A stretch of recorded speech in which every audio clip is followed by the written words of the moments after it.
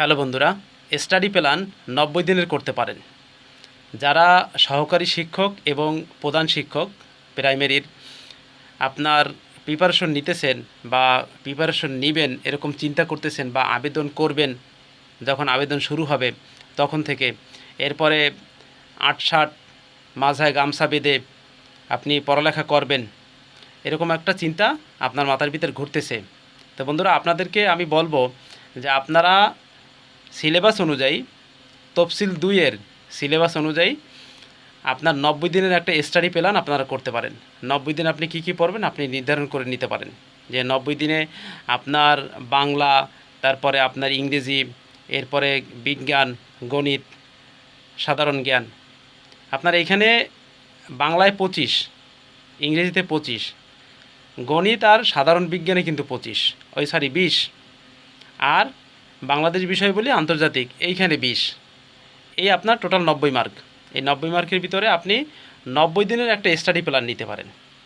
আপনি বাংলা প্রতিদিন কতটুকু পড়বেন, ইংরেজি কতটুকু পড়বেন, আপনার বিজ্ঞান কতটুকু পড়বেন, গণিত কতটুকু পড়বেন, এরপরে আপনার বাংলাদেশ বিষয় বলি কতটুকু পড়বেন, আপনার আন্তর্জাতিক কতটুকু পড়বেন। এই কয়টা সাবজেক্টের ভিতরে আপনাকে কিন্তু গণিতের শর্ট অঙ্কগুলোও কিন্তু প্র্যাকটিস করতে হবে। আপনার গণিতের অঙ্কগুলো আপনি এমসিকিউ করতেছেন, ওই অনেকে আছে মুখস্থ করেন, কিন্তু ওইটা আপনি একটা সময় ধরে আপনি ওটাকে একটু প্র্যাকটিস করেন। অঙ্ক আপনার শর্ট অঙ্কগুলো কিন্তু আপনার প্র্যাকটিস করে কিন্তু বের করা যায়। মনে করেন একটা গণিতের একটা সংখ্যা থাকলো, সংখ্যার আবার উত্তরও থাকলো, ওই উত্তরটা কিন্তু ওই সংখ্যা দিয়ে বের করা যায়। সেটা তো আপনি বই খুললেই দেখতে পাবেন। এখন এই জায়গাটায় আপনাকে একটু সিনসিয়ার হয়ে পড়তে হবে। বিগত আপনার পরীক্ষার যে প্রশ্নগুলো আছে সেই প্রশ্নগুলো আপনি অ্যানালাইসিস করতে পারেন। এরপরে আপনার যে বিসিএসের যে প্রশ্নগুলো আছে আপনার ১০ম থেকে ৪৬ পর্যন্ত, এই প্রশ্নগুলো আপনি অ্যানালাইজ করতে পারেন।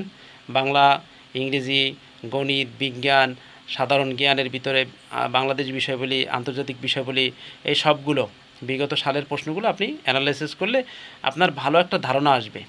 যদি নতুনও হয়ে থাকেন তারপরও আপনি প্রিপারেশন নেওয়ার চেষ্টা করেন বা আপনি নিয়ত করছেন, শুরু করে দেন আজকে থেকেই, তাহলে দেখবেন ভালোভাবে আপনি আগাইতে পারতেছেন। তো বন্ধুরা, আজকে এ পর্যন্ত। ধন্যবাদ, ভালো থাকুন। দেখা হবে নতুন ভিডিওতে, কথা হবে নতুন টপিকে। আর ভিডিও ভালো লাগলে অবশ্যই একটি ফলো, একটি লাইক, একটি গঠনমূলক কমেন্ট করে যাবেন আর শেয়ার দিয়ে যাবেন। আর সবসময় সাথে থাকুন। ধন্যবাদ।